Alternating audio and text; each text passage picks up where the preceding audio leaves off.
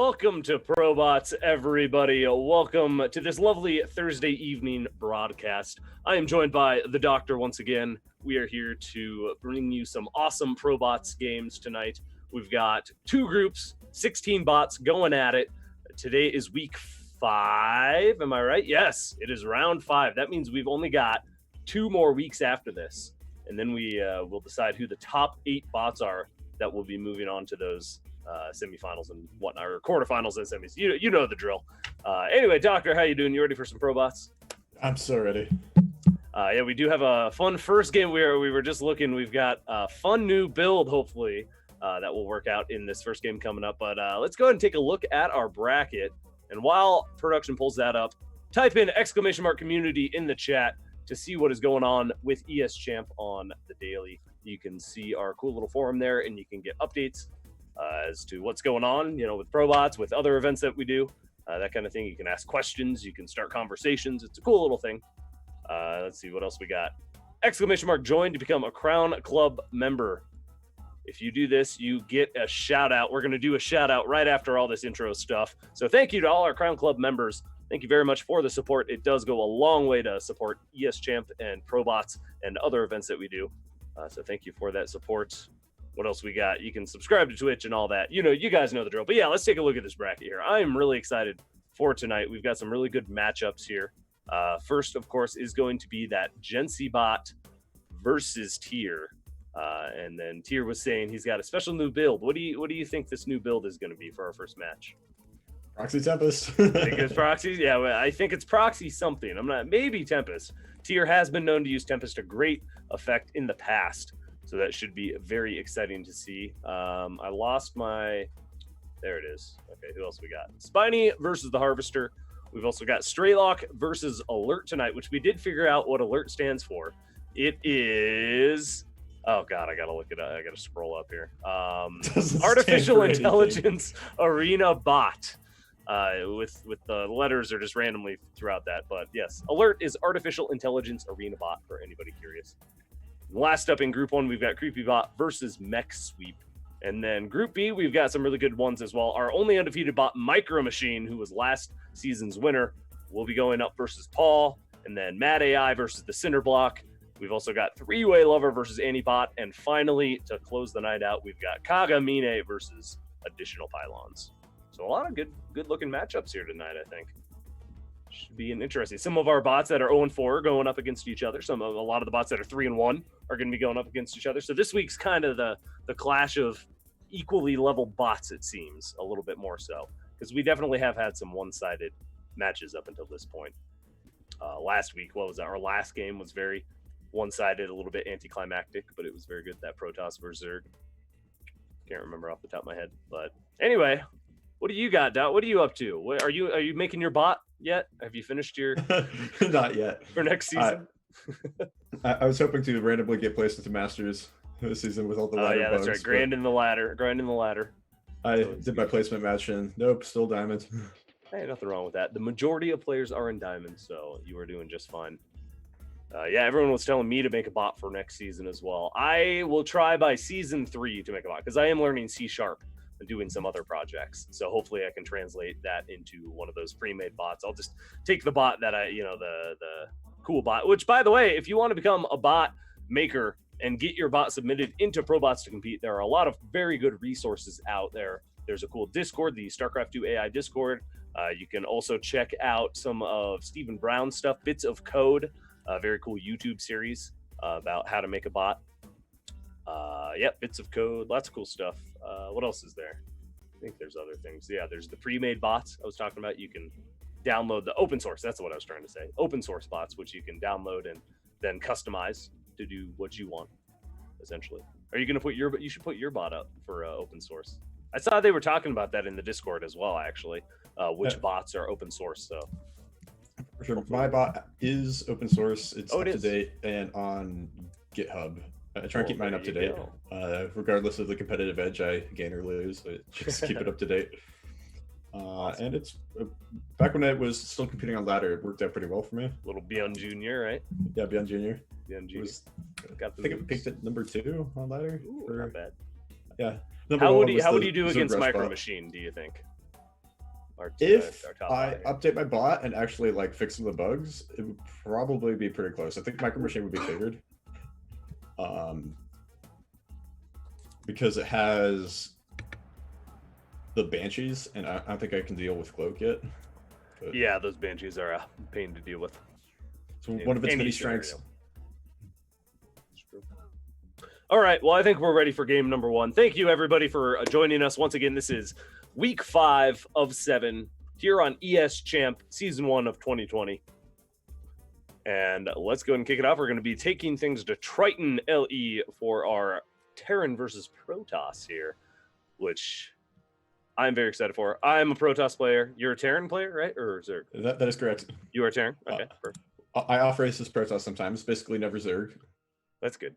Dirty Zerg. Yeah, I'll never be cosplaying Zerg. Oh, are you seeing this right now? Oh my goodness. He said he had prepared a special build for tonight, and I believe we are seeing that right now. Well, let's go and do the introductions, I guess, real quick. In the bottom right, we've got GenCbot, who's about to get pro brushed by our blue Protoss in the top left here. Did he leave any? Yeah, he's still making probes back at home. So this is like old school Wings of Liberty something. I don't even know what this is. You almost never see this anymore. Prepare to be tickled. Let's see. I don't think GenCbot has. Going? Wait. Is he counter attacking with the SCVs? He's doing exactly the same thing back. What? How is this even possible? I guess that's actually kind of clever because, like, the win condition in the game is to kill the enemy buildings, and he can just lift his base.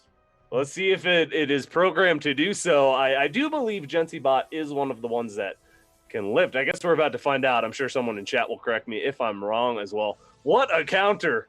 I love that. He's like, oh, you're going to pull your probes? Well, I guess I'll throw my workers at you too. And back at home, there are definitely not as many probes as there are about to be SCVs. So we're in full base raid mode at this point. This is incredible. Oh, he recalls! No! No way! Build. What is going on? Will he have enough probes? IQ plays, the jukes. I don't know if he's going to have enough probes. He didn't pull all his probes. And actually, a lot of them have gone back to mining. So he's doing a bit of micro. Okay, yeah, I think he's going to be able to. Well, the SCVs outnumber, or the probes outnumber the SCVs almost 2-1, but it looks like the probes are not all attacking. They are freaking out right now. They are slowly whittling away the SCVs. And in the end, Tier, it looks like, is going to have a worker advantage. 11-3 now, 11-2, and yeah, those are the last SCVs. So there is no income. That's the game for our Terran orbital player either. So it's just a matter of time before Tier figures out how to build flying units and kill off the command center. Will it build flying units though? That's the question. I don't see a Tier he probably will. I believe in him. Okay, yeah, he's just building up that mineral count. So once he gets to 150 minerals, we'll see if he throws that gateway down. And yeah, let's go. Yeah, I was going to say, let's go ahead and get a little speed up here. This is going to be a very slow death. GenCbot not lifting that command center just yet. Maybe if it gets a little lower, it will, but actually, I don't think it will. Oh, lifting gets you a loss in Probots? Wait, is that a thing? Is that a rule that I don't know about? Or is he being... I haven't heard of it, and I believe rules. We have rules. We've seen buildings lift before where they've had to take up to mutas. Oh, we forgot to do the shout out. Okay, we're gonna do it now. Good job, Tier. Well done. For that awesome game, let's go ahead and shout out one of our very awesome Crown Club members. Production, if you're ready, go ahead and throw that up, and then we'll talk about this interesting build that we just saw. That's probably one of the most exciting games of SC2 AI that I've seen. Let's see what you mean.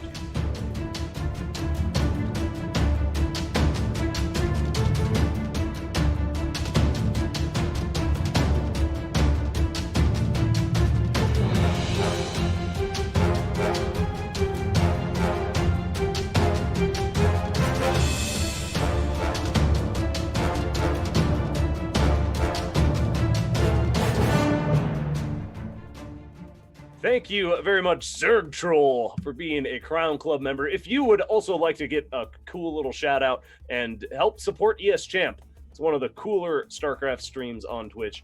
You can type in !join. and get all the details there. So thank you again to Zerg Troll.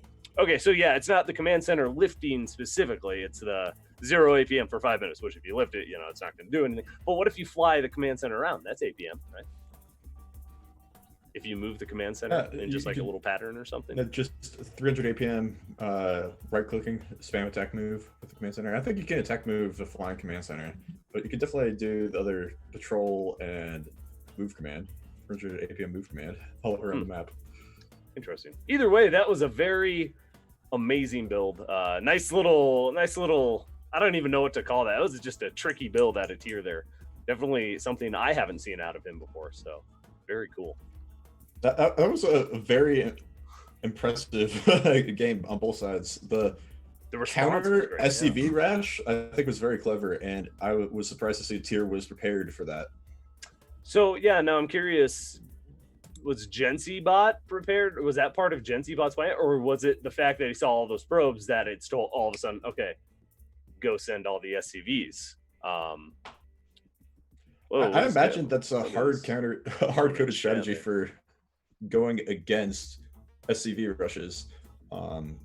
Coding in attack and defense for units is hard enough, but with workers, there's 3 states: attack, defend, and mine, right? So if you see a certain number of enemy units in your base, depending on the phase of the game, you have to decide, okay, should I attack, defend, or continue mining? Early on, if you see like 10 workers in your base, you probably want to defend that. But later on, if there's a few units in your base, like, you don't want to pull all your workers, you want to keep mining. So I think that was a hard-coded strategy specifically for worker rushes. But well, I loved the recall too. That was just the cherry on top. I was not expecting the full recall of the probes to help deal with that, because I was like, oh, okay, the SCVs are going to clean up all the few probes over here, and then it's just going to be a little race to, who kills the bases faster. But that was nice. That was really impressive. It had a strategy, a counter strategy, and a counter strategy, and it got him in the end. Good stuff. Kept playing the reverse Uno card. All right, so we've got coming up next, Spiny versus the Harvester. A little ZVZ for you here. Now, if I recall correctly, this is I'm looking at the wrong group here. There we go. So Spiny is on top of the group currently at 3-1, and Harvester is currently 2-2. So pretty evenly matched, I would say, these two. Spiny very good at spreading creep, if I recall correctly. Harvester, though, I'm having a hard time. Is Harvester? Which one's our random bot?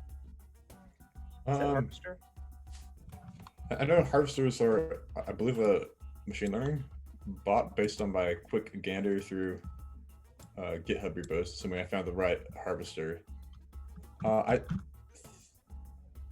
want to say if he's random or not. No, I don't think he is the random one. I can't remember off the top of my head which one's the random one. But anyway, production, whenever you're ready, we're going to dive on to this map here. We're moving to Ephemeron. Whoa. Harvester is not random. Yeah, okay, yeah, I didn't think so. It's who the heck is the random bot? Is it Alert? Is Alert the random bot? I believe Alert is random. I've seen him play Terran, and I was like, oh, wow, he's going Terran. Yeah, you're right. It is Alert. So the Harvester uses Sharpie Library. What is that? What sharpened library? It says uses Sharpie Library, which makes it good in fights. Yeah, so the Sharpie library, I believe, is I mean, I haven't used it personally, but I believe it's a library made by the Sharpen Edge bot author that does predictive combat. Because the author is Infi. Oh yeah, we gotta remember to shout out these authors here. But yeah, anyway, in the top left, our blue Zerg is created by Infi here. It is the Harvester. Using Python. Python is the code language of choice for this bot here. Oops, sorry, one sec. There we go. And then in the bottom right, we've got our red Zerg Spiny, created by Rasper, also using Python.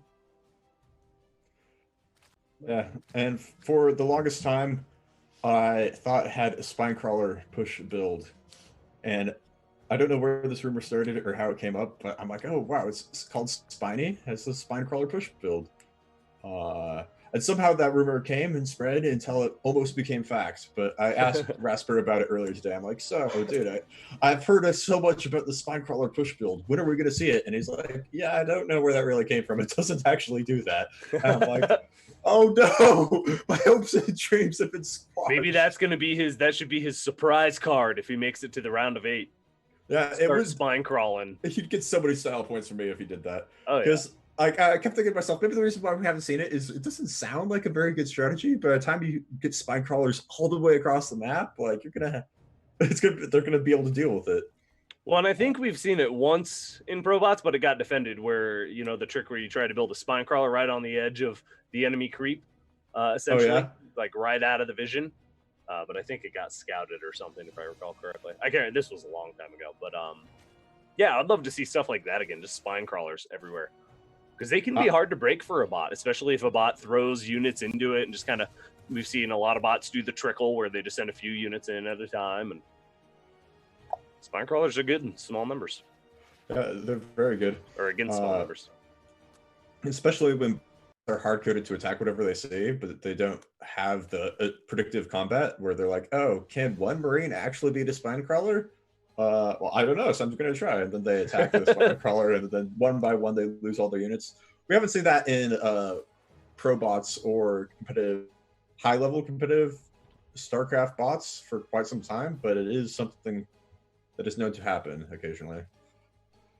Indeed. All right, well, 3 bases out of Spiny already. Harvester still sitting on 2, just starting to mass up those Zerglings. Even some Roaches about to pop out with the Zergling speed about to finish. So it looks like Harvester's going to do a bit of a timing attack here. Hey, there's your spine crawler. Spiny has 3 spine crawlers coming up, and that is going to be perfect for this Roach defense, I think. Yeah, I believe that is a reaction to not seeing a third base. The golden rule when you're against Zerg is 3 bases, 3 minutes. If you don't see a third base after the 3-minute mark, just start throwing up the spine crawlers, start getting ready for the all-in, because it's going to happen. And if it doesn't, well, you prepared needlessly, but you should still be ahead in economy if you took your third base on time. Mm-hmm. Well, there actually is a third base coming down for Harvester now, so maybe he's just going to play defensively, I guess. Yeah. Looks like it. Well, maybe it was still a good idea for the spines, I think. Counter juke in Scout to say that maybe he saw the spines? Not sure. Or he just wants to make sure that third gets up, and maybe when the third finishes, he'll be moving out soon. Either way, there is the Lair as well on the way for Harvester. So Harvester's going to be teching up just a little bit more than Spiny right now. Roach is out for both bots as well, but neither one really seems to be making a big move to push out. As I say it, Harvester starts moving across the map, catches scouting Zergling. So Spiny sees this coming. Let's see. Both bots are decent at decision making, so let's see what decision Spiny decides to make here. Oh, I really like how he's waiting for all the units to catch up before he continues onto creep and starts the attack for real. Yeah, that's occasionally really nice. See units, bots trickle the units in one by one, and again they get picked off one by one. Oh, he gets the surround. Oh, absolutely brutal! And he's not attacking. His units are confused. Attack, move, goodness. Get the Zerglings.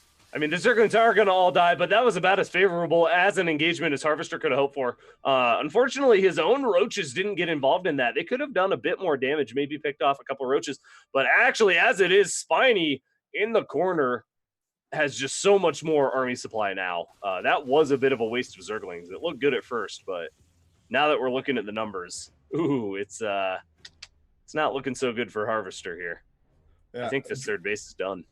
Drone count is equal, but army supply outnumbers 2-1. It's going to be a tough hold for Harvester. Maybe he could distract Spiny long enough by just having units and workers just in random places in the map, but we'll see. Yeah, he does not have enough army here at the top. He is going to take a decent first little bit of an engagement as the Roaches come in a line, conga line there, but as the rest of the army groups up, Spiny is just going to crush through this, I think. And I think this might be the end of Harvester here. Well, he's got defender's advantage, and he does have a third, actually a fourth and a fifth base coming up behind this. So if he can somehow survive, big greedy in a beautiful spot, but yeah, I don't see it happening. I think that's about it. It's not looking good. One thing he does have going for him is his workers aren't randomly just like deciding to mine from the second base because he needs workers mining on the second base. His workers have all remained safe, and he still has income. So theoretically, his new bases, his fourth and his fifth, could kick in, and he'll be able to get a surround of the roaches that are currently out. Where are you going? Okay, I'm kind of like stretching and grasping for straws here, but yeah.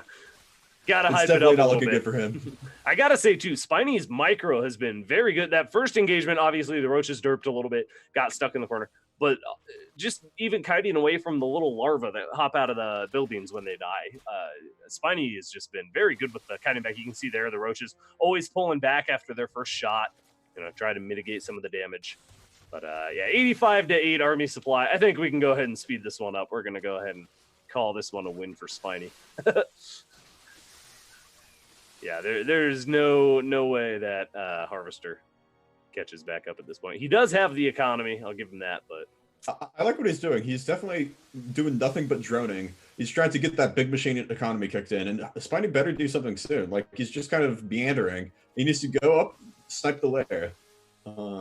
See if he does that. Looks like he's picking off the fourth base now. Looks like that will go down. Yeah, he's very concerned to kill drones. That is the main priority at this moment, is kill drones, then kill bases, and then he'll go up into the main once these outlying bases are cleaned up by the looks of it. Yeah, a bit excessive to kill drones at this point, but it's thorough. It's working out for him. Keeps them from running off to the other side of the map and making a bunch more bases. That's true. So, take what you will. All right, so Spiney coming in with the win. That is going to put him, I believe, at 4-1. Yes, indeed. And then Harvester's going to get knocked down there to 2-3. So it's looking good for Spiney. With only a few weeks left, every game really does start to matter here, especially when you're in that 2-2, 3-1 kind of win range. So good job there.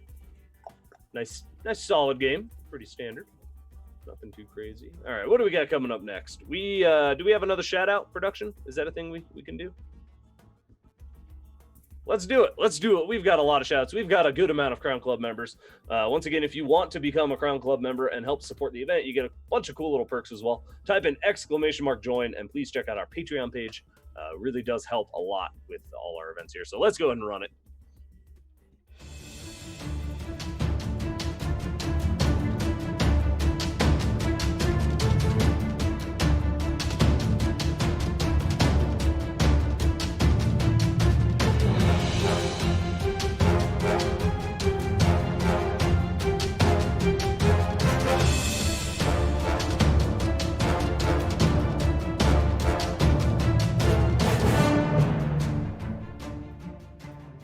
Big shout out to you, Warren Phillips. Thank you so much for your support. Once again, that is !join in the chat to become a Crown Club member.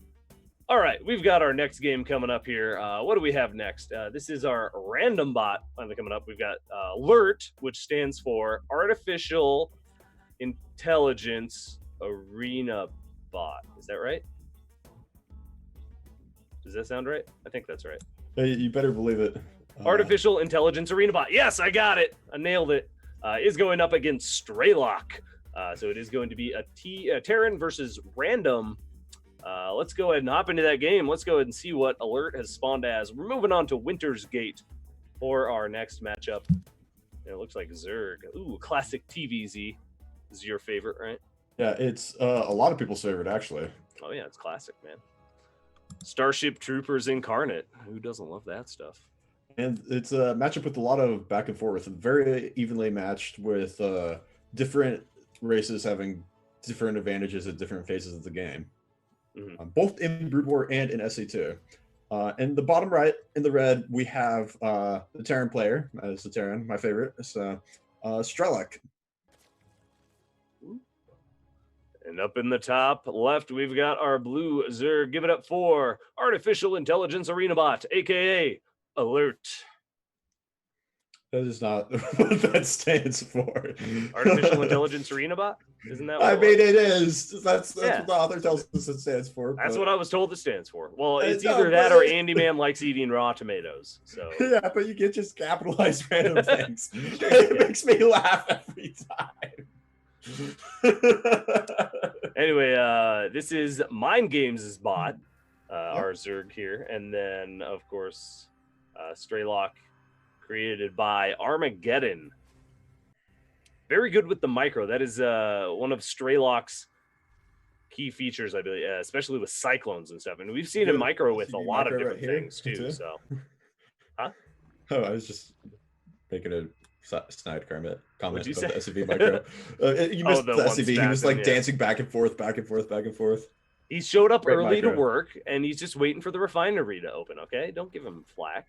I showed up early for his job interview, but he can't show up too early, and that's what he did. So he has to wait outside for like 30 minutes in order for it to be like 5 minutes before the interview.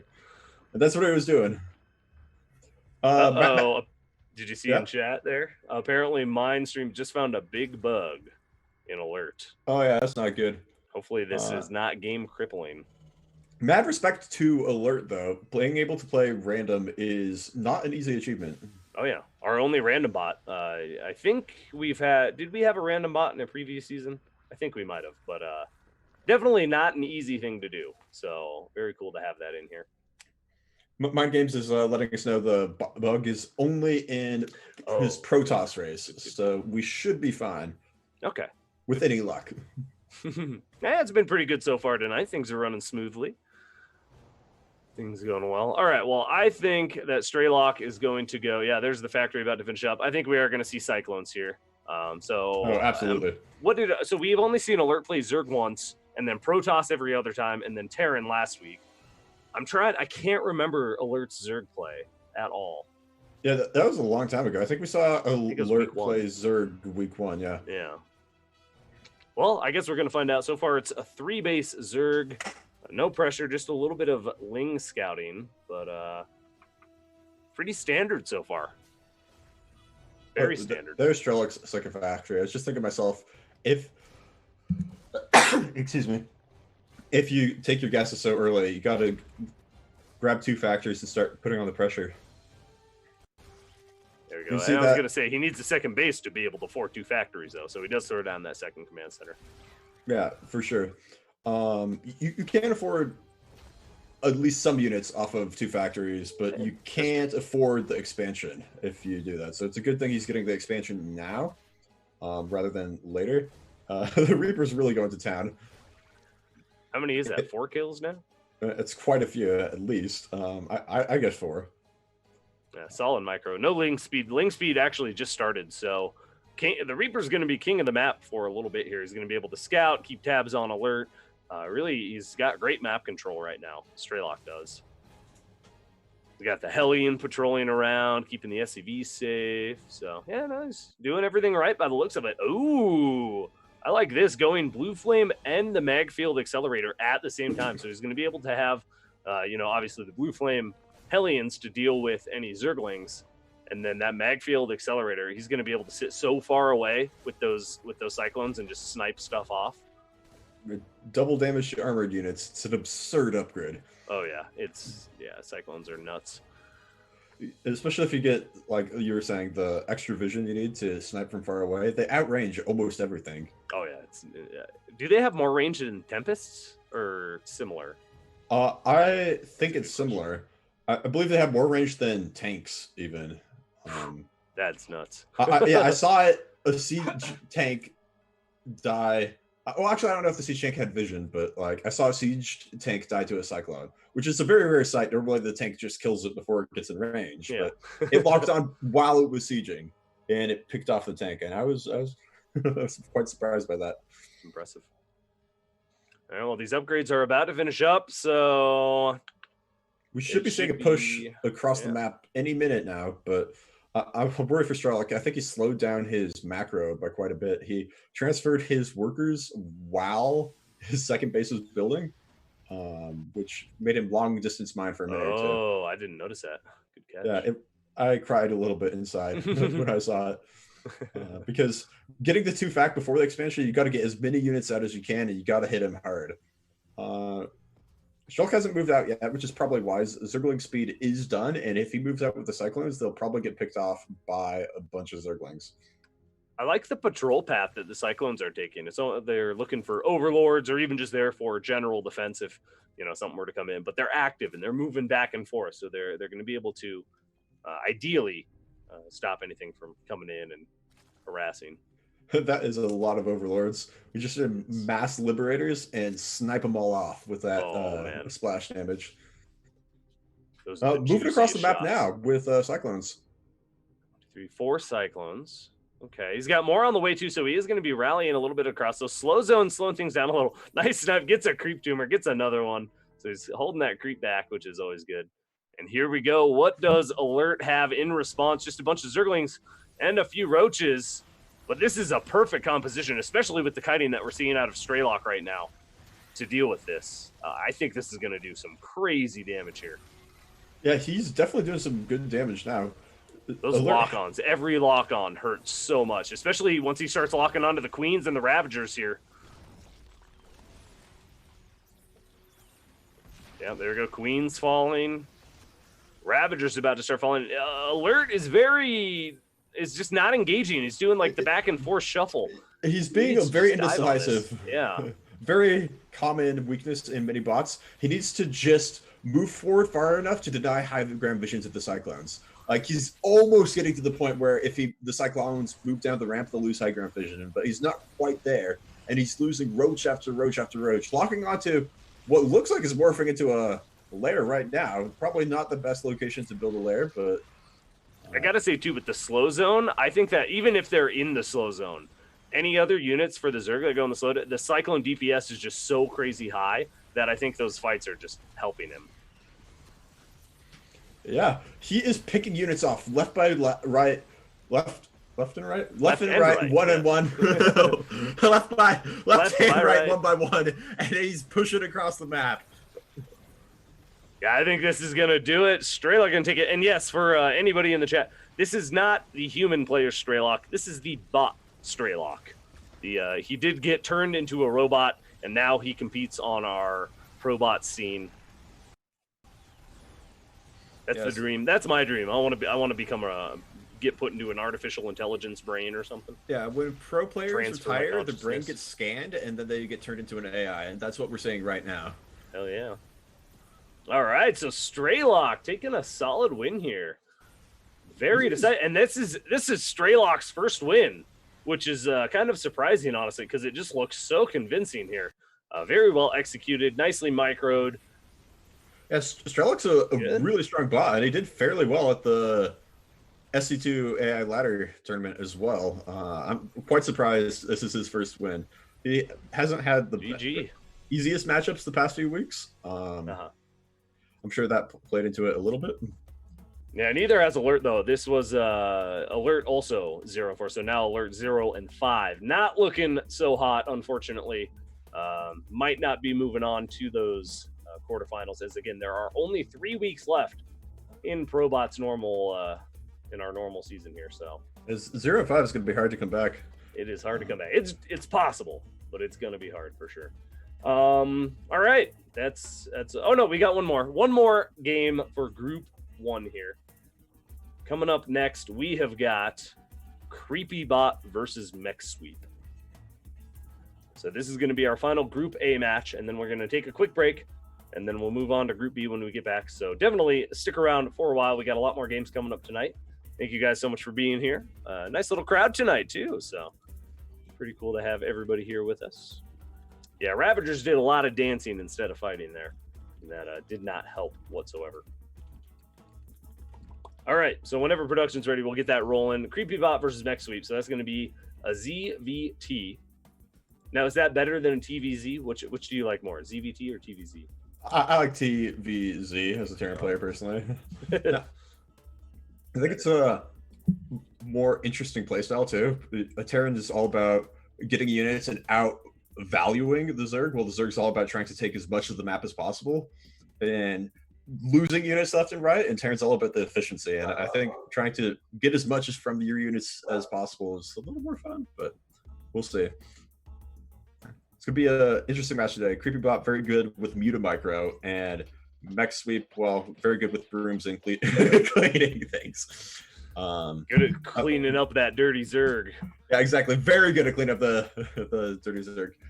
I do believe Mech Sweep will start building Thors, so that will put a clock on how long Creepy Bot has. All right, well, let's see. Up in the top left here, we do have our red Zerg bot made by Bernie. Give it up for Creepy Bot. Woo! Creepy Bots! There you go. Thank you. Very good at macro and creep spread. So this is one of those bots that does live up to its namesake and will spread a lot of creep. So it's good. Yeah, it's the only Zerg bot we have this season that is that good at spreading creep. It's impressive how fast. Some of the other bots are decent. There's a couple other Zergs that are pretty good at it. Spiney's pretty good, but yeah, Creepy Bot's definitely got it on lock. Yeah, they're not bad. Like, none of them are bad, but Creepy Bot, like, by the 7 or 8 minute mark, it's like half the map, all the map. It's absolutely impressive. For sure. Well, let's not forget our blue bot down here in the bottom right. Oh, yeah. Blue bot, bottom right. Mech Sweep, wherever he is. Made by Dan the Man. Both these bots are scripted in Python.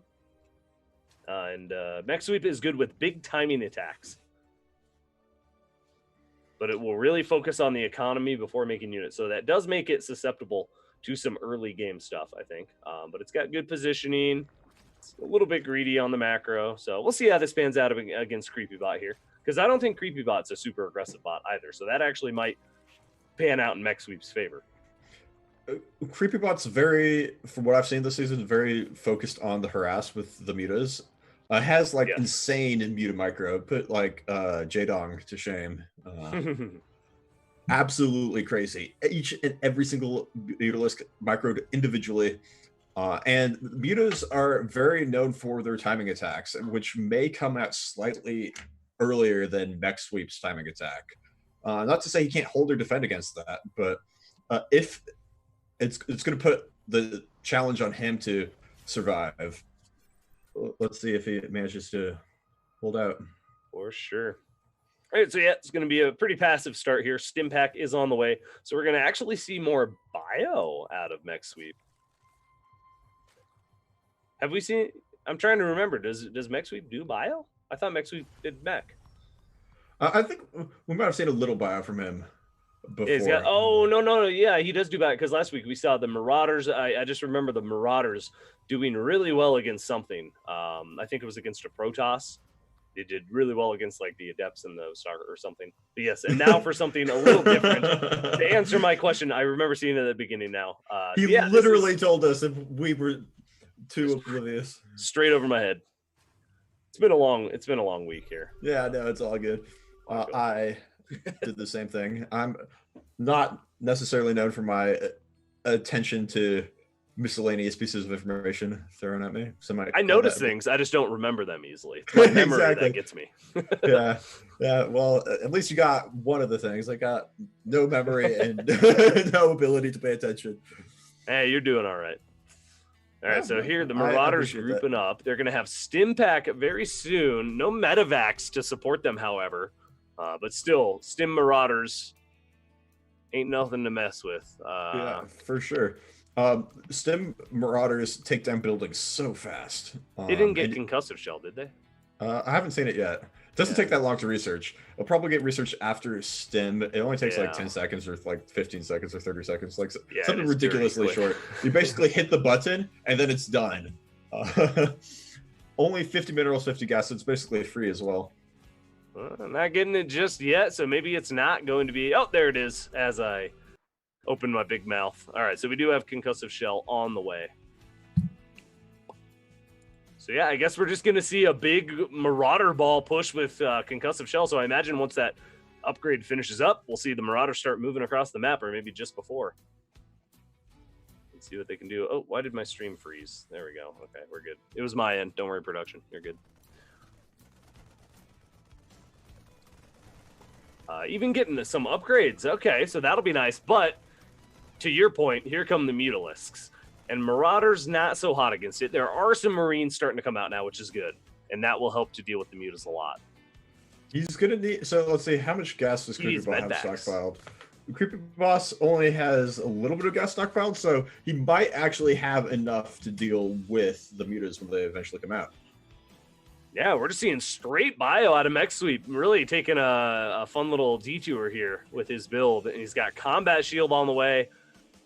Against Mutas, I really like bio. I think bio is specifically good at dealing with Mutas. The mobility really helps. You just load all your bio into the medevacs, fly out, and then drop on the Mutas. And it works until it gets a certain number of Mutas. Only one Muta Lisk on the way so far. He looks like he chose to put that extra gas into the +1 air attack upgrade.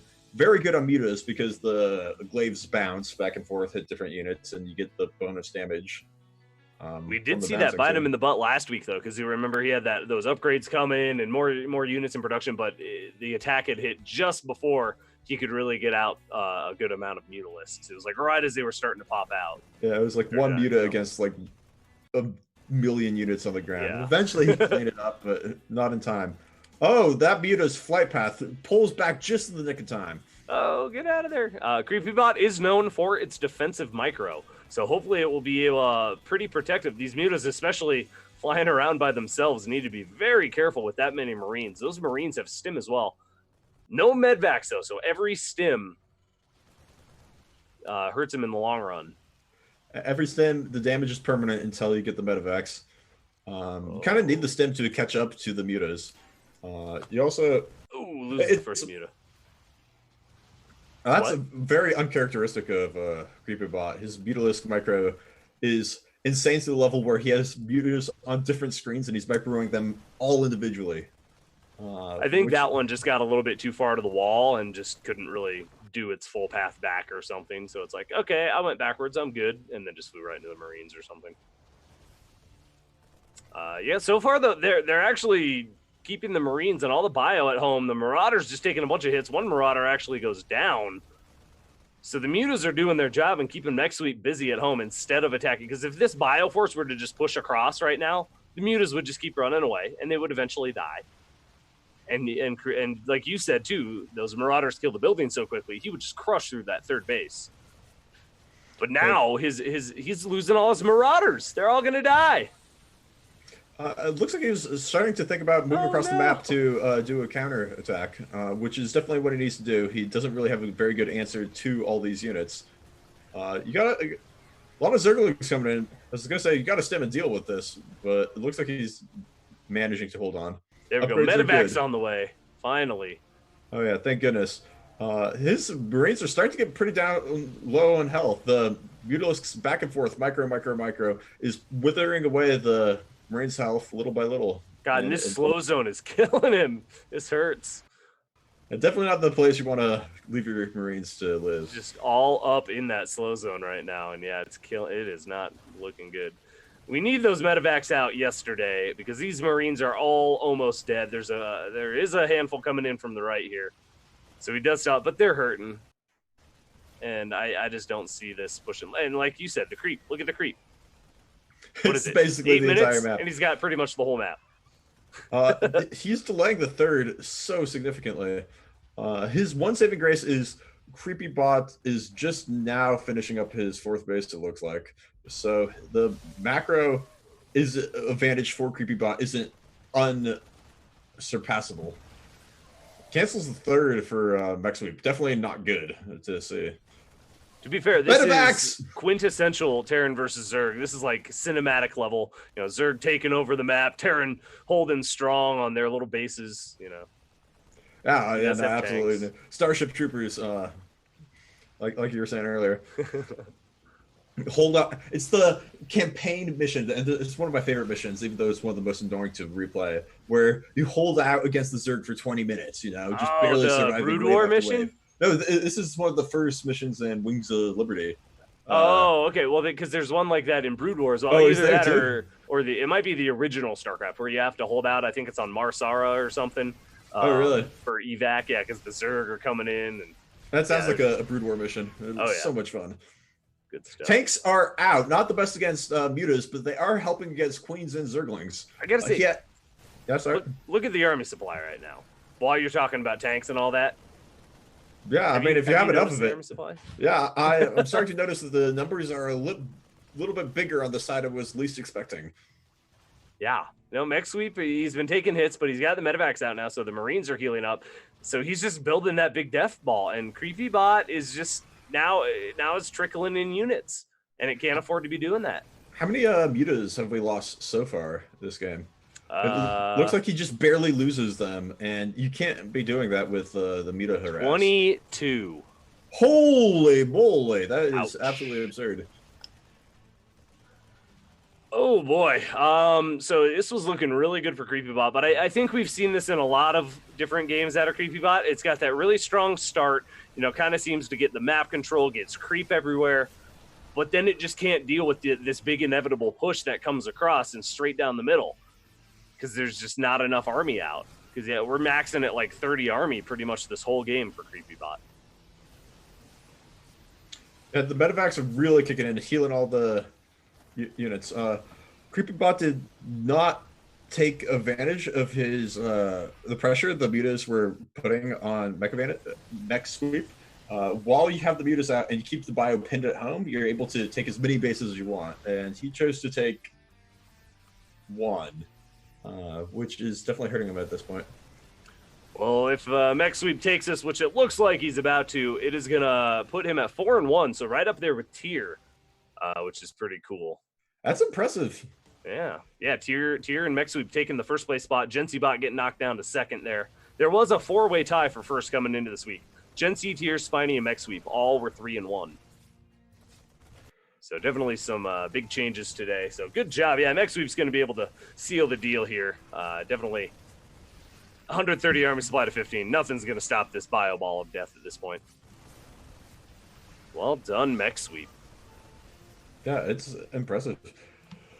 And then, Mech Sweep, CreepyBot will go down to 2-3 for record. So still not totally out of it. Still in a salvageable position, for sure.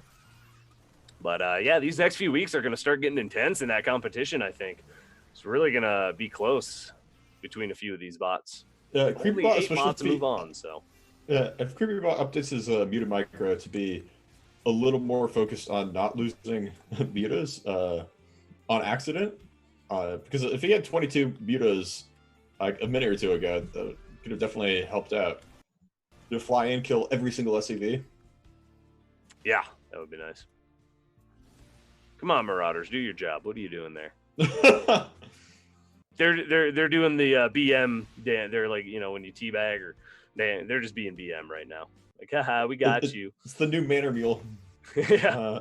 I don't know if you ever saw Björn do things like that, where he pull all his SCVs and have them run laps around the enemy's base. It was pretty funny to watch on stream. He's like, I win. So he pulled all his SCVs, and they all he set them on move command, and he drew a little line around, and then he got all the SCVs to follow each other like a. Oh really? Oh, like a little conga line. Macarena.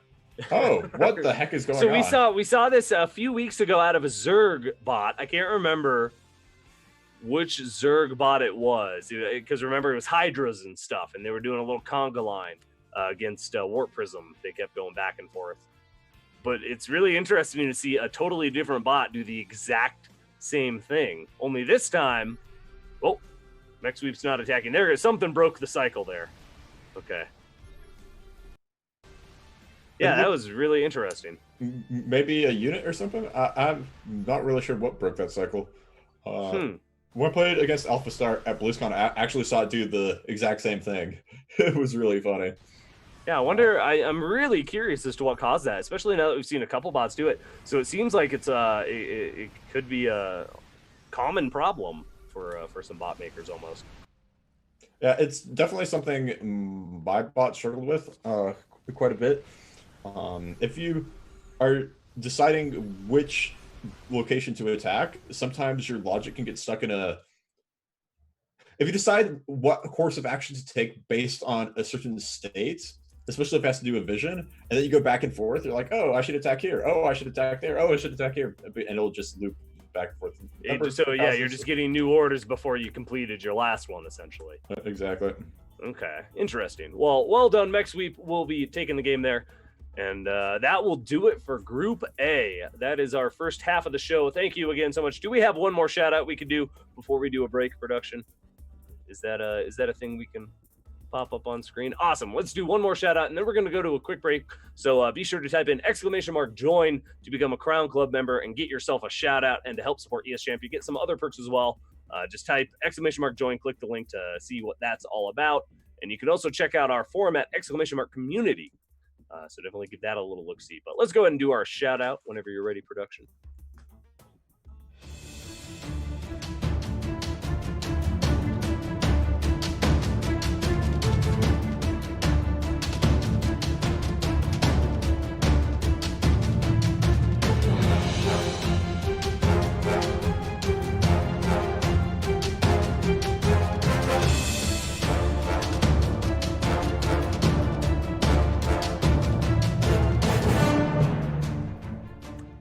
Thank you very much. Big shout out to Conrad Gold for being a Crown Club member. Again, that goes a long way to support ESChamp and all of our events such as Probots and everything else we do. So definitely type in !join if you are interested in supporting the stream. All right, we're going to go to a quick break. Anything you want to say before we do a break and then come back for Group B? Senior Doctor. Not particularly. All right, well, let's do it. Let's go to a break. We'll see you guys. Stay tuned. We'll be back in about 5 minutes. Welcome back, everybody, to Probots. It is time for Group B here on Week 5 of Season 1 of 2020 on ESChamp. Thank you so much for being here. Once again, our little plugs there. If you can type in !community, you get a link to our forum. If you can type in !join, you can become a Crown Club member. A lot of cool little perks there. You get shout outs and all that jazz. And you can also become a Twitch subscriber, all of which goes a long way to help support Probots and ESChamp and future events. All right, I am super ready for Group B here. We've got a lot of really good matchups. First, we're going to be starting off with Mad AI versus the Cinder Block. Should be a good one. Where are these guys at on the map? So Madbot currently third in the group. Cinder Block currently sitting down at 6th place. So yeah, this should be a fun matchup here. We're ready when you are, production. Let's just dive right into it, unless there's anything. Oh wait, nope, I looked at the wrong thing. I'm sorry. We're not doing Mad AI versus Cinder Block. I'm full of it.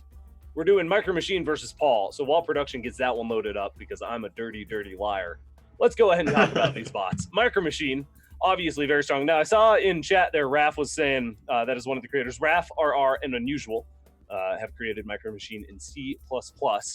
They were saying just wait until Micro Machine becomes a random bot and can use Mutalisks, because we've seen how well you can use Banshees. Cool. Just imagine that from Mutalisks. Ugh. Scary to think about. Yeah, it wouldn't ever lose a single muta, and then it would all fly in at once and kill everything. It would be probably absolutely insane. Yeah, because once you get up to that critical mass of 20, 30 mutas, they can start one-shotting turrets and stuff, and yeah, they do a lot of damage. For sure. Hopefully, you don't fly over a couple Widow Mines, but so we're gonna see Micro Machine going up against Paul. Already getting some rip Pauls in the chat. Created by I don't code this game in Python. So Paul is a Zerg player, and Paul can do what can Paul do? Paul can make Zerglings and roaches. I think that's about it. Oh no, Paul does the Nidus, doesn't he? Is that Paul? He has a Nidus in his arsenal. Yeah, and he Paul's also the Nidus has a lizard. Yeah, go ahead and start it. We're ready. Let's move on to where are we moving? Come with me, everybody, to World of Sleepers. For this, a lot of TVZs tonight. I kind of like it. I'm digging it, man. I'm digging it. All right, so we've got in the top right here our Red Terran bot. It is last season's champion. Give it up for Micro Machine, currently undefeated so far in this season, which not a huge surprise, but there's definitely some contenders, some bots that can go up against Micro Machine, but nobody can seem to beat him just yet. That's correct. And bottom left, we got everybody's favorite lizard playing StarCraft, Paul. Paul is the one bot that is not a bot. It's in fact a lizard. Paul's doing pretty good for a lizard. Currently 2-2, so definitely sitting in a decent spot. Might be 2-3. I hate to call early predictions, but every bot is a little bit hard pressed to beat Micro Machine for sure. So based on Twitch chat, they're saying that Paul is might be slightly favored against Micro Machine actually, which is surprising. Everybody and their best friend is saying, I don't know if Micro Machine's my best matchup, but it looks like the lizard Paul might have what it takes. It's the wild it's card. Not a lizard. It's a bearded dragon. Bearded dragons are lizards. I saw the picture and I just immediately assumed lizard. Yeah, he's been correcting me every single week since then. A bearded dragon is a lizard, is it not? Well, I thought it was a dragon. With the beard. And every time I looked at the picture, I'm like, where's the beard? Yeah, it's just a legitimate dragon with a beard. Yeah, exactly. That's what he should make the picture of. Yeah, for sure. His team logo.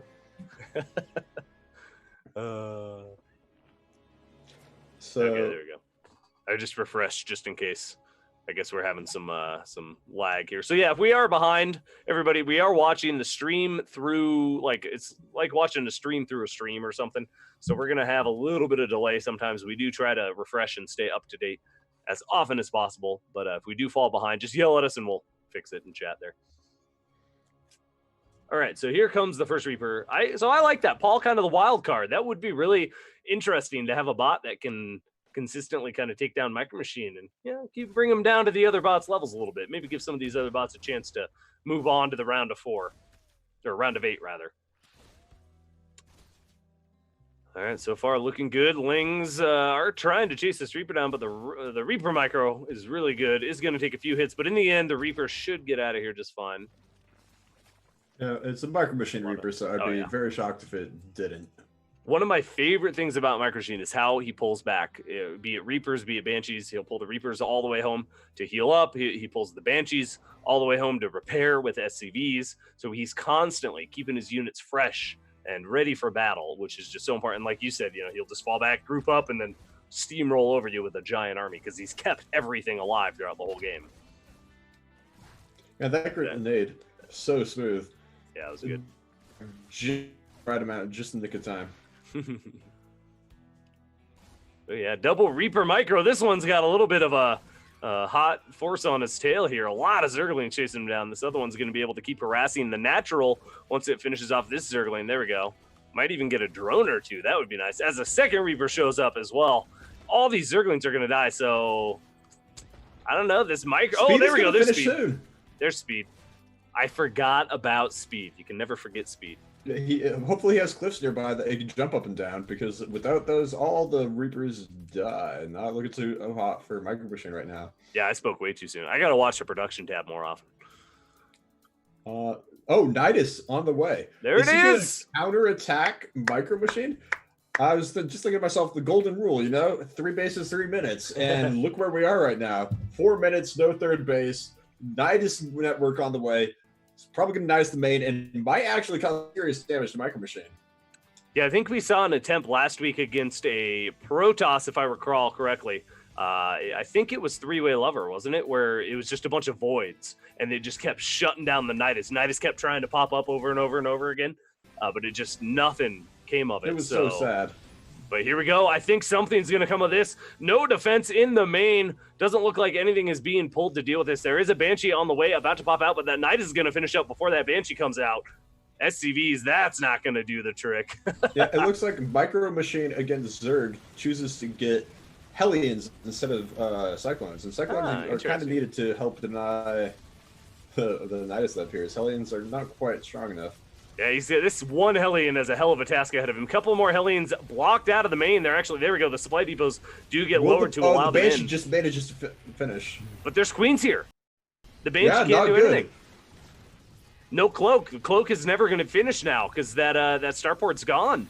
This is going to be the only Banshee, and I don't think it can take on these Queens. He's got to get the Banshee repaired. Oh my goodness, Paul pulling it off. Is Paul going to pull the upset and take down our undefeated bot here in week 5. It's looking good so far. You know, Micro Machine does have equal army supply, so it's not out of it just yet. Paul needs to find something to finish the deal here. Yeah, and we gotta remember there's no third for Paul. Well, there is a third for Micro Machine. So if he manages to hold, there is a bit of comeback potential. He might hold, actually. Oh, no, the Banshee getting a little bit too brave here. The Queens, they get it. Oh, my goodness. This is huge. All right, so now that the Banshee's dead, that was the one real saving grace. You know, it even got repaired. Was at full health, but it got a little bit too bold and flew straight over the Nidus, and the Queens are able... Oh, no, there's a second Banshee. I'm sorry. Does he have a second starport? Oh, my God. Where did that come from? I am blind as a bat. Cloak is on the way, almost about to finish. If Cloak finishes, that is his golden ticket to a straight-up victory right there. Yeah, I think Paul loses from here. There's no fault. I need to pay way more attention. This was not my best cast. I did not see that second starport at all. And there we go. Cloak is done. So yeah, that's gonna seal the deal. That's like that's true. Nowhere. Yeah. Yeah, with that Cloak, I think Micro Machine's gonna be able to save the day here.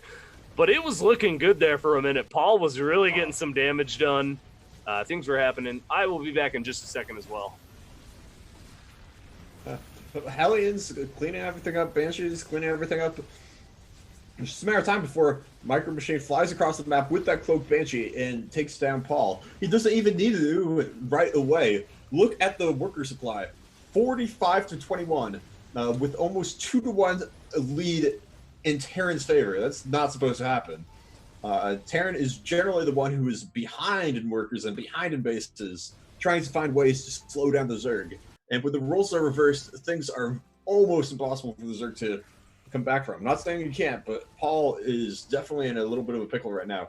Reapers have caught across the map, started to pick off what little drones he has left. Paul just has no long game compared to Micro Machine. Micro Machine can keep going. Micro Machine will keep taking bases. Paul's just going to run out of money here. It's a little unfortunate, but good attempt though. That was a cheeky build. The Nidus, it's so close to working. But you really do have to have that final punch to finish it. You know, it gets that initial damage and you get in the base. But if you don't have anything to finish off the Terran, like Hydra's coming up behind it or something, I don't know. How many units does he have the Nidus right now?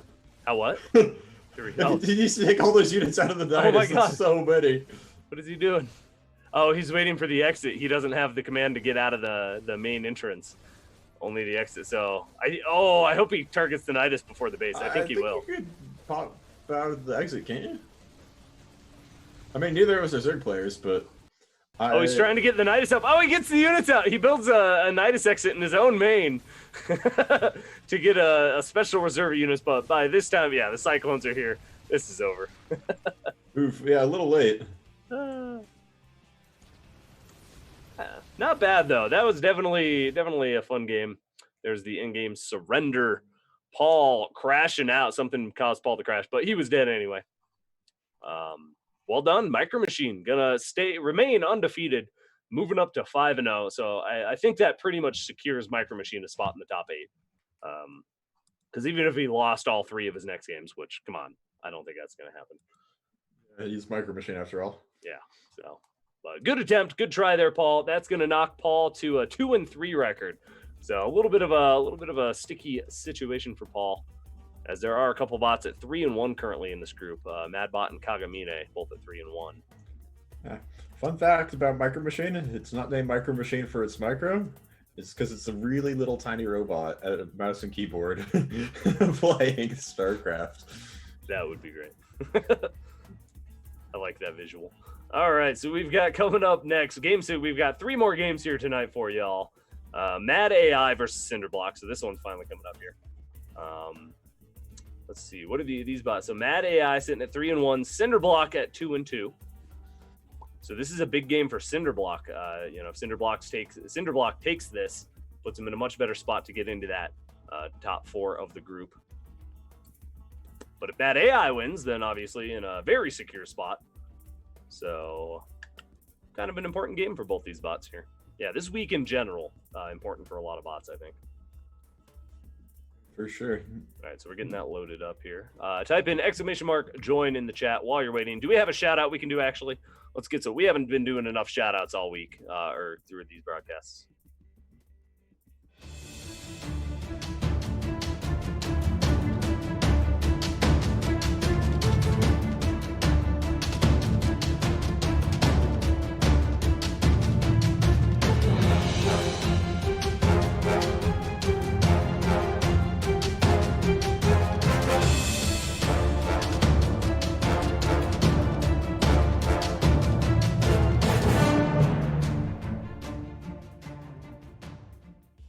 Thank you, Old Man Toast. Big shout out. Old Man Toast, very big supporter, goes to a lot of the live events. Has been a supporter for a long time. So thank you. Big shout out to him. And again, if you want to become a Crown Club member and be cool like Old Man Toast, type in !join and check that out. It goes a long, long way to help support Probots and future events. All right, let's go ahead and move on to Winter's Gate will be our next map for our PVZ. A nice little change up. I like TVZ and all, but I like seeing other races too, like Protoss specifically. All right, down on the bottom right, we've got our red Protoss. It is Mad AI, created by Madman. What a mad lad. What a mad lad. And top left in the blue, Zerg, we got everybody's favorite brick, the cinder block. The brick. I'm just going with the visual of the bot's name actually playing the game. So we got Paul, the bearded dragon lizard Paul, at a keyboard playing StarCraft. And then we got Micro Machine, little tiny robot at a keyboard playing StarCraft. And now I'm imagining a brick at a keyboard playing StarCraft. Like that's probably the most impressive visual image of them all. Today. The most impressive thing is how he doesn't break the keyboard. Yeah, he doesn't even have hands. Like he just gets dropped to the keyboard, instantly wins the game. So Cinderblock, on the way. Let's see, what does Cinderblock do besides crush things? Is created by Polymorphotic, is the author there. So it's good at hitting in early timing, so we might see some early attack out of our Zerg player here. Tanks and cannons are its weakness, so hopefully for it, Mad AI. I don't think any of our bots do cannons, do they? Not that I've seen for cannon rush, I don't think. Not even for defense. I don't think I've seen cannons at all. No, haven't we seen one cannon rush? Maybe one. Oh yeah, we did see one cannon rush, but I think it got shut down. Yeah, it died pretty hard. Yeah. If I recall correctly. I think it was additional pylons actually. And he needed additional pylons in order for it to work out. Or maybe I'm mixing my games and my metaphors. No, additional pylons had plenty of pylons, remember? It was like overbuilding pylons by like 30 or something. It just had pylons everywhere. That too, yes. Another one of those bots that lives up to its namesake. Yeah, it's... That's true. It wouldn't stop. Yeah, no, I remember, yeah. Yeah, it just kept building pylons. It's like, you don't need those. Make army. Sir, you have 100 minerals. Would you like to build a pylon? You're at 10 out of 100, or would you like to build a zealot? Pylon. Pylon. Okay, here we go. So this Mad AI is the one that does the fun little, percentages of what it thinks will do well, and the ever popular 4-gate proxy has been chosen. I think we've seen this all but one of the weeks. We did see the Colossus, the 2-base Colossus. Oh no, was it? It was the 1-base DTs. That's what we saw. I think last week, wasn't it? Out of Mad AI, we saw DTs for sure recently. Yeah, it used to be called 1-base DT rush defend, and it always threw me off. Yeah. but so I got a little bit of insight to the different numbers here. The number all the way on the right is a collection, like a summary average of all the other 3 numbers. The first is the one done by, what is it? TensorFlow, and it has nothing to do with Pi. Just TensorFlow/Keras is the library he uses for the deep learning. Mm-hmm. The third number is a number that he, based on his own decisioning and reasoning, like just from his code, has decided. And the second number, I have no idea what it was. And it was something forest and trees or something like that. Basically nature itself. I'm so little new to the deep learning ecosystem, so I'm not actually familiar with the library. All I remember is it said forest, and it's probably random forest. Yeah. Oh, is he gonna run into that pylon? Not quite sure what random forests are, but we might as well just take it as nature itself. All right, well, this time Mad AI actually does get the pylon up, but not until the war. Unfortunately, I think these roaches are going to kill everything off before it could really come to fruition. Oh, here come the reinforcements, though. He's got to save the pylon. Yeah, there was a week when the pylon got spotted, scouted, and shut down, and Mad AI was not too happy about it. Things slowly spiraled out of control, and eventually winding up in a loss for him. Things are going a little better this week. He looks like he's picking off roaches one at a time. Go. But no, stalkers, do your thing and stalk roaches. There we go. Yeah, and he's getting once he gets the roaches in the slow zone, he's going to be able to kite a lot better and be able to get a lot of good shots off. Here we go. He's going to kill the first roach. More zealots coming in. Actually, I think the pylon getting killed is helping because he needs all these units at home defending. Stalker, do your job. You have one job. Stop Facebook stalking and actual shoot lasers stalking. Oh, Not quite the same thing, but roaches in enough numbers do pretty well against stalkers. Yeah, and it's unfortunate. Mad AI had kind of enough, I think, to deal with this if he had just been a little bit more grouped. If those stalkers had been doing their job, yeah, he is going to have to hold it at the top of the ramp now. Anything down there is just going to die. But man, look at that army supply. It was 50 to 15 there just a moment ago. Yeah, so he has high ground. That will probably wind up helping a little bit. These Zerglings not caught on the tail of Mad AI. We saw last week, I think it was last week too. Remember the Guardian Shield instead of force fields? We've been seeing that a few times now where absolutely should have been using force fields instead of Guardian Shield. But throw down a force field and the Zerglings never get in and never start attacking your stalkers. Yeah. Yeah, lazy stalker's going to cost Mad AI the game here a little bit. So, well done. Cinderblock is going to throw his full weight into this Protoss and just crush through it. Like crushing, it's like crushing a grape with a cinder block. For sure.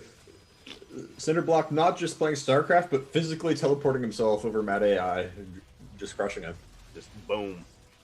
It's like Kirby in Smash Bros. When he turns into the bridge. Exactly. Like that. Cinderblock is secretly Kirby, confirmed. All right, so yeah, this is going to be it. We're going to fast forward here as these Zerg finish off Mad AI's base. Well done, Cinderblock. So this was a big win for Cinderblock. Puts him at 3-2.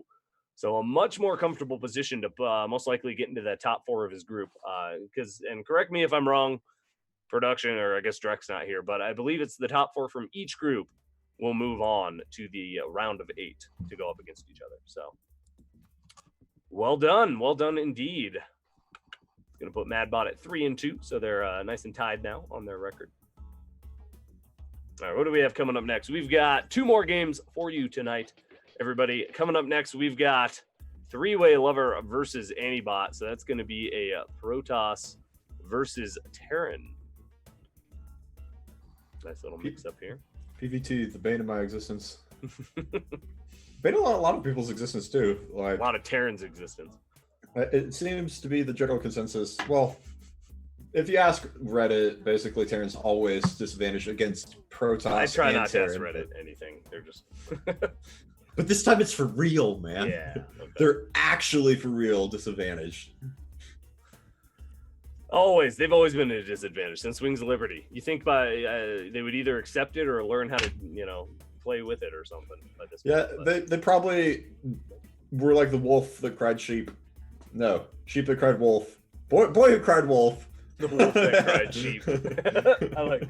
Speaking of fun visuals, that's a good one. All right, so we've got 3-way Lover versus Antibot. 3-way Lover, a very strong bot, has done very well in a lot of previous seasons. That is, of course, Yamabushi's bot. Yamabushi hanging out here in chat tonight. We've also got Raph. He's a Micro Machines creator hanging out. Thanks for being here, everybody. It's awesome to have you all joining us. Is made in Python. I believe both bots are made in Python, if I recall correctly. Oops.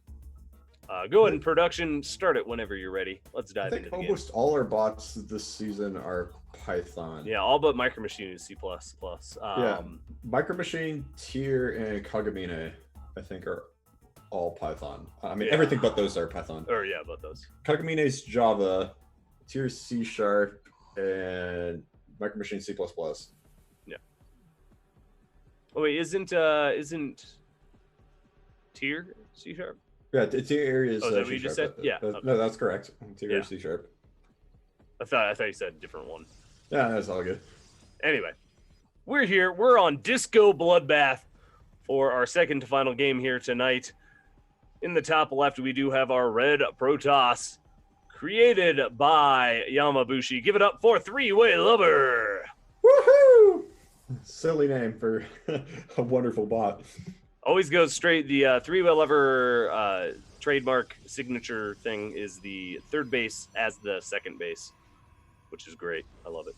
Yeah, and it works out like surprisingly well against a great number of bots. And on the right bottomish side, in the blue, we got Antibot, also known as Artificial No Intelligence Bot.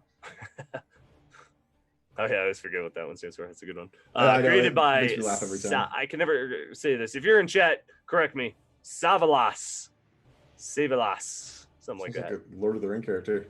Yeah, Savalas. That's actually a cool name.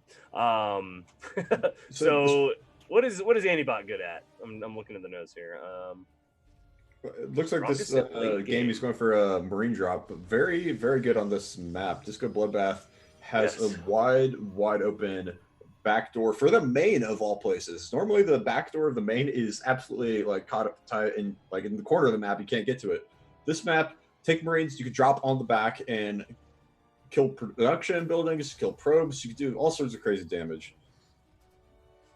So I gotta say, all the bots, Antibot has some really nice personality.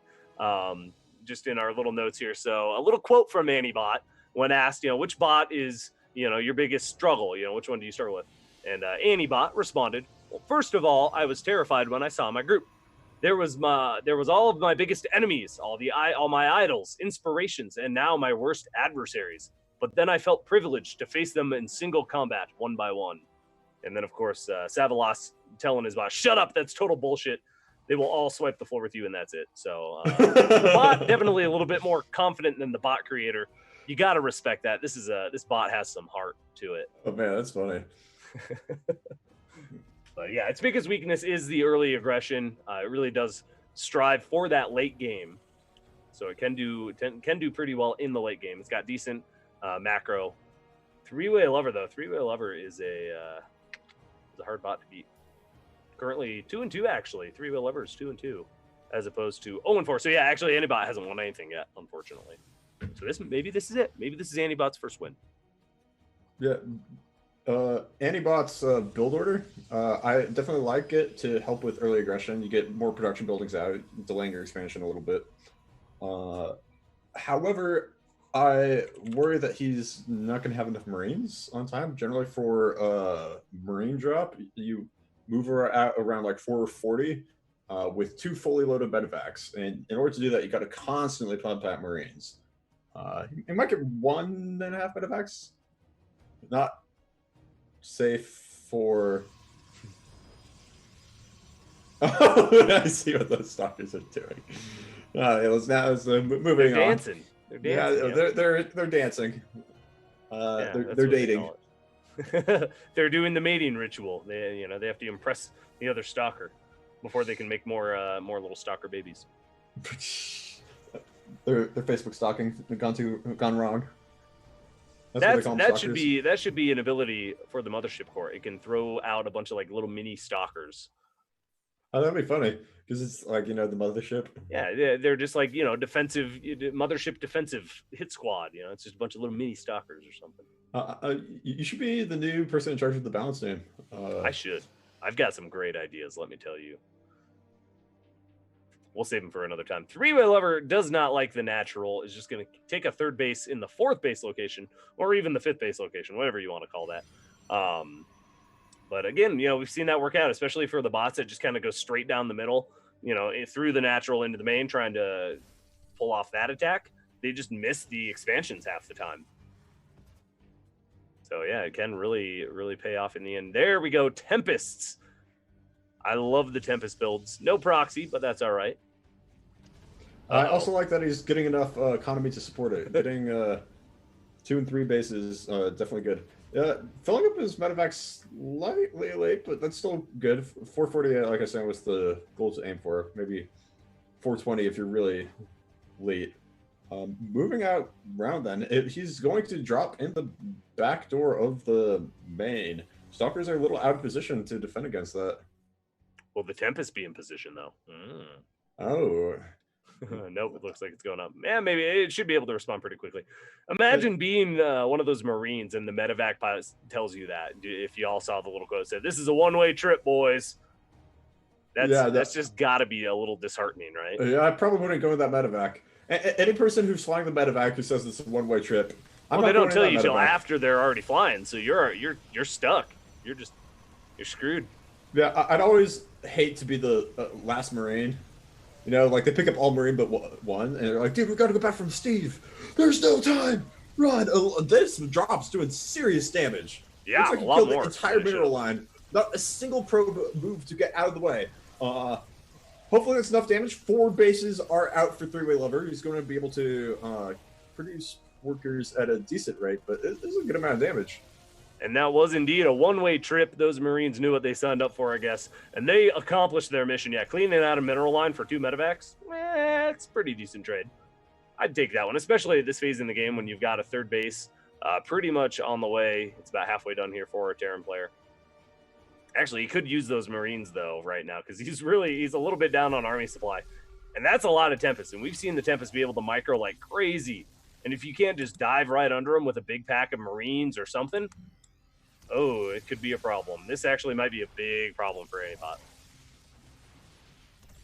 Yeah, Marauder's not the best against Tempest, but they're pretty good against Stalkers. He lost all his Marines, so he can't actually there's nothing to fight the Tempests. Vikings are coming out, but I'm worried they're just going to kind of do the trickle one-by-one thing, because obviously Tempest outranged the Vikings, and they're just going to be able to pretty much two-shot any Viking that pops out.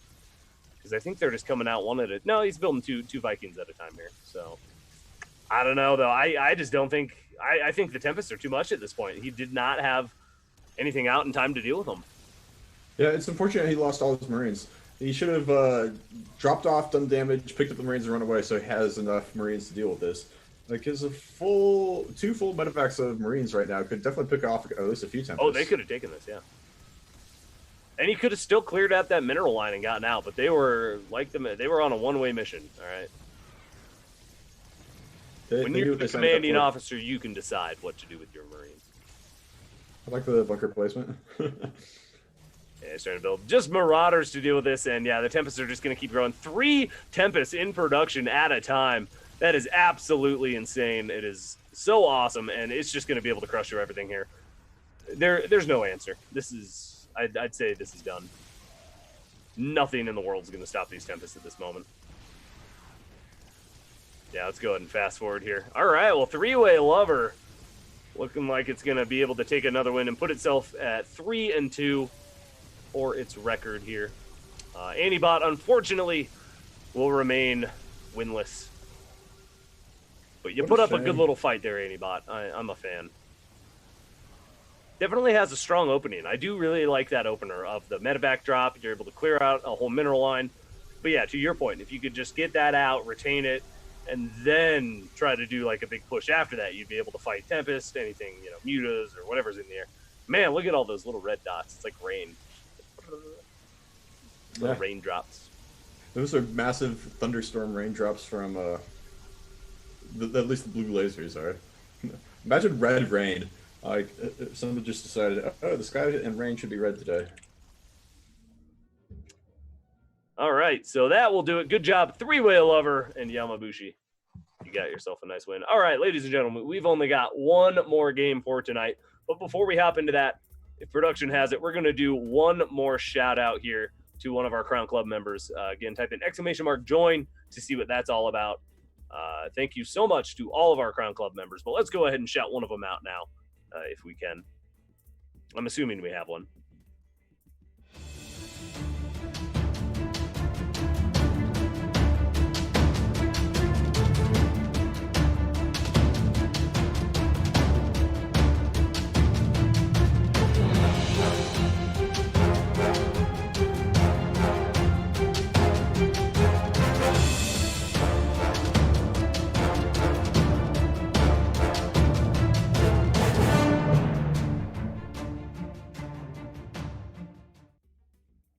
thank you. A big shout out to Dustin Hulan.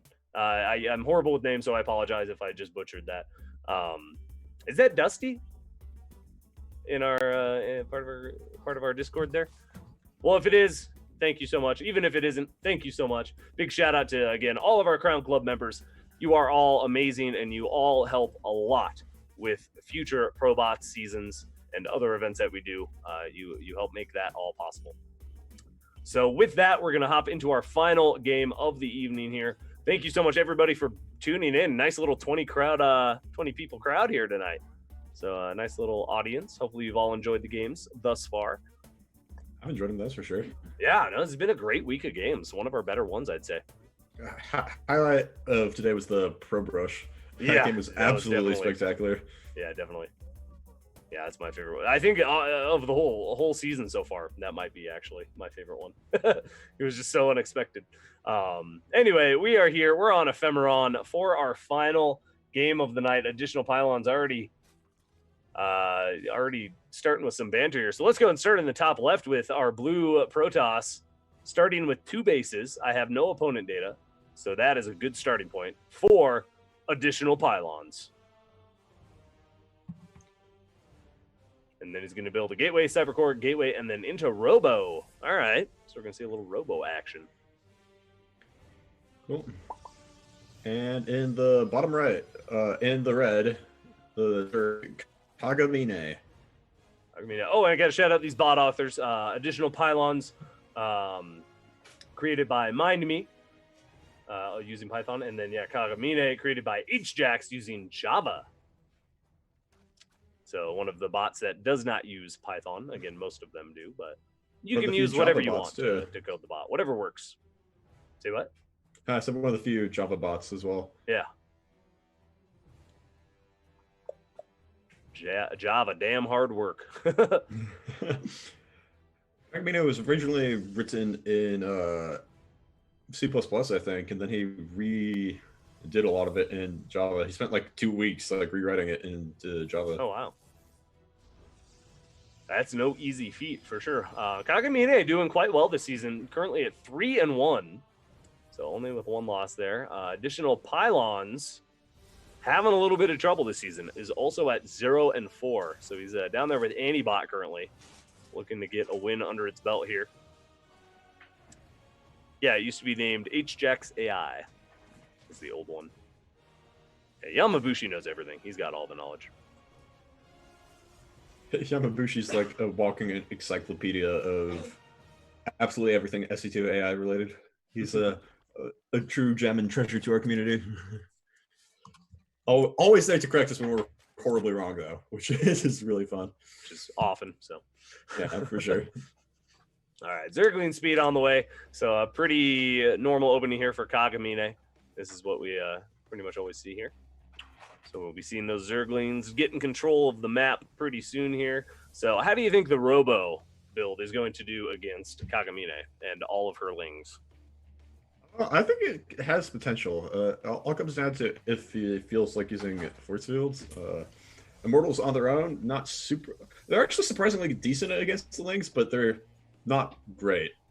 Not if they get surrounded anyway. Yeah, exactly. Especially if they get surrounded. If they get surrounded by Zerglings, everything's just going to disappear. Oh yeah. Because they 2-shot Zerglings, right? Yeah, Immortals 2-shot Zerglings. Yeah. So pretty nice. No, I think they 1-shot Zerglings. No, they 2-shot them. There's no way they 1-shot Zerglings. Maybe if they had upgrades. Yeah, no, they 2-shot them because Immortals do 50 damage against armored and I believe 20 damage against unarmored. Yeah. So. All right, well, starting stage is completed. We're moving on to the game state mode. Ladies and gentlemen, things are about to get interesting. That Robo facility, is halfway done. I think we see observers first out of additional pylons, though. So assuming that Kagamine doesn't send a force of lings across, this should work out okay for additional pylons. Yeah, even with upgrades, they don't 1-shot them. Yeah, that would be just too OP. I get wish. Well, by the time you get +3 Immortals, Immortals versus Zerglings isn't going to be a very common fight. Yeah. Nice hallucinated Phoenix fly across the map. Gonna see everything Kagamine is doing. Haven't seen too much scouting from Kagamine yet. Kagamine is very much all about gathering that information and reacting accordingly. I think she uses the Zerglings more so for that. So yeah, we can see a few of them out on the map right now, scouting around, just looking for various things. They should be looking for third base timing for additional pylons any second now. Looks like a Zergling's on his way there. Okay. Overlords. These guys are booking it. Oh yeah. They always go. Oh yeah. Here we go. There's the scout. We saw this last week, and I believe it got additional pylons killed.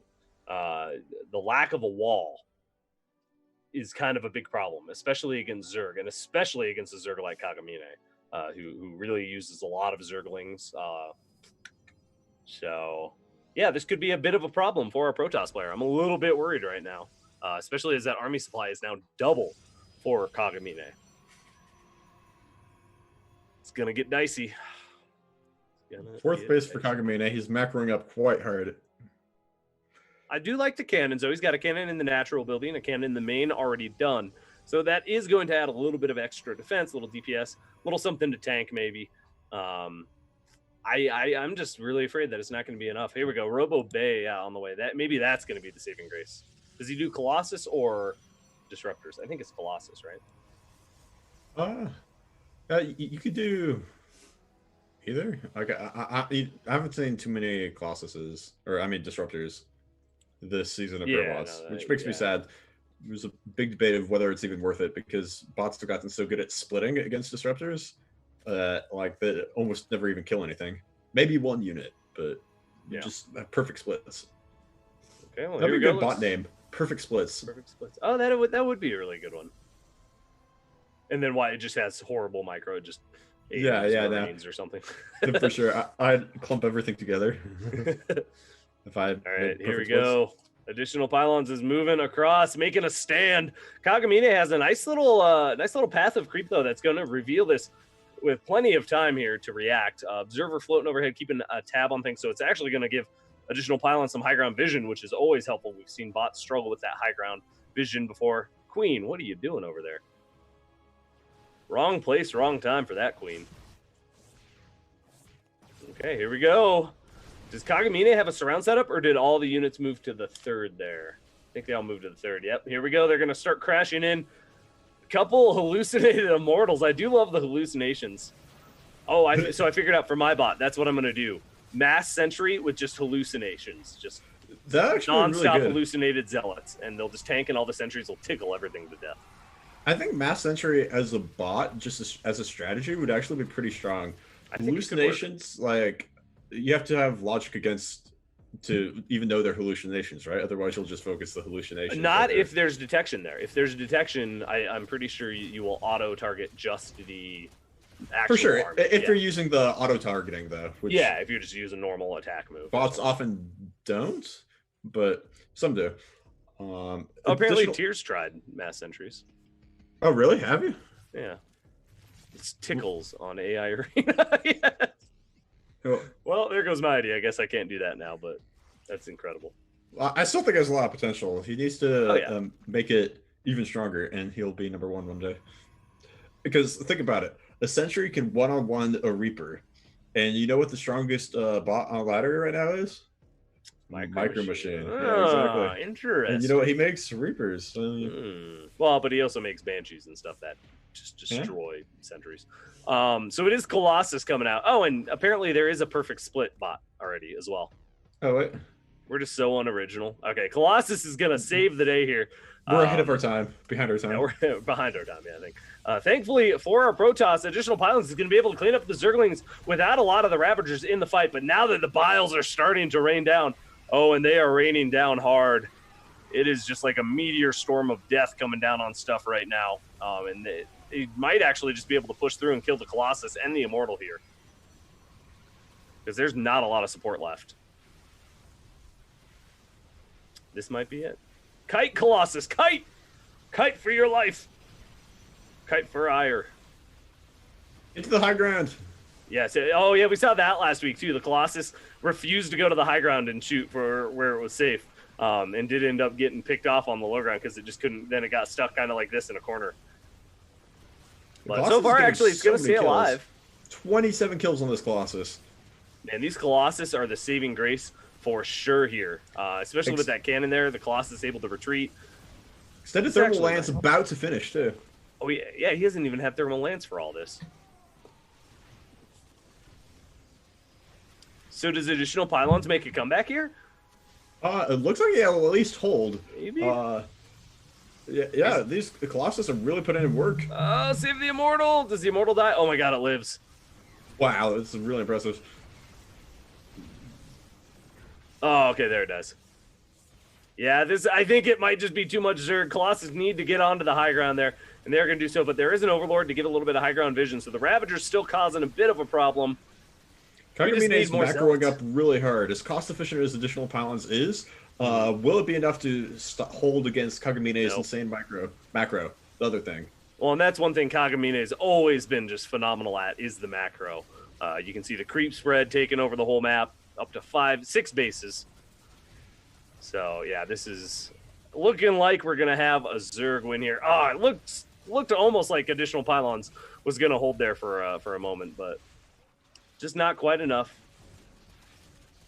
Oh, man, can you imagine that Warp Prism with the Colossus doing some fancy Warp Prism lifts and whatnot? That could yeah, no, I definitely can. That'd be so fun. So it looks like this game's basically over. On ladder once, where there was a fog area that was just like a whole fog wall, and you could build things there. In the main, I accidentally got placed against like a silver player or bronze player randomly, and I was like diamond or platinum at the time, so I'm like, okay. He's like, yeah, this is one of my first games of StarCraft. Goes, yeah, I'm like, okay, so I just want to make sure I lose in a really novel way. Yeah. I took a probe and started building Colossuses in the little fog gate in his own maze. So instead of doing a Colossus drop, I just walked into his main with like 4 Colossuses and killed all his workers. Fair War of the Worlds, yeah. That's awesome. All right, well, Kagamine gonna finish the deal here. Roses are red, violet. That's funny. Can you go back to that real quick, production? I want to read that. Roses are FFF. It was the because colors have number equivalents for for computers. Oh, you can't go back to it. All right, well that was if you know what it says in chat fully, or we can just go back and watch the VOD later or something. But very fun. I love it when these bots have a personality like that and little quirks, little things they say. We've got our Thanos bot, we've got Antibot with a lot of cute personality. So, it's good to see. All right, that does it. Additional pylons, unfortunately, is going to stay 0 and 5. So not looking so hot for its chances to move on to the round of 8. But Kagamine looking good, going to go up to 4 and 1. So very good. There we go. Roses are FF0000. Violets are 0000FF. All my base are belong to you. It's adorable. I love it. That's cute. All right. So thank you guys. Thank you everybody so much for being here. Thank you again. Big shout out to all of our bot makers and all of our bots. Without you, none of this would be possible. Some awesome games tonight. Really cool stuff. So yeah, if you missed any of the games, definitely go check out the VOD. It will be available immediately if you are a Twitch subscriber. So definitely think about that, or you can just wait a week or so and we get it up on our YouTube. After that, definitely give it a watch there if you missed something. Again, a lot of really fun games tonight. That, like you said, the Pro Pull game, Tears game, that was awesome. Just the response to it and then the recall, it was just so back and forth. It was in my top 5 favorite SC2 AI games of all time so far. For sure. Good stuff. So yeah, definitely go check all that out. Type in !join. You can become a Crown Club member. I'm sure you saw those shout outs throughout the stream. Big shout out again to all of our Crown Club members. Thank you so much for your support. You help future seasons of Probots become possible. What else we got? I think that's about it. Oh yeah, and our forum, !community. Check out our forum. You can talk about Probots and other stuff we do on ESChamp. You can ask questions, or you can just kind of see, check out what's going on and stay up to date with our events and whatnot. So yeah, that's it. Doctor, thank you so much for being here. Awesome casting tonight. Thanks. You too. Thank you. Get some good sleep. yeah, I'm gonna go to bed early tonight. Hopefully we'll see you all next week. We are coming back for 2 more weeks with our normal season of Probots, and then we'll be moving on to the round of 8 from there. So definitely join the Discord if you haven't already. You can stay up to date there with all our events and whatnot. But yeah, that's all I got. I'm Andy Man. That's the Doctor. We'll hopefully see you guys next week here on ESChamp for Season 1 2020 Week 6. We'll see you then. Have a good night.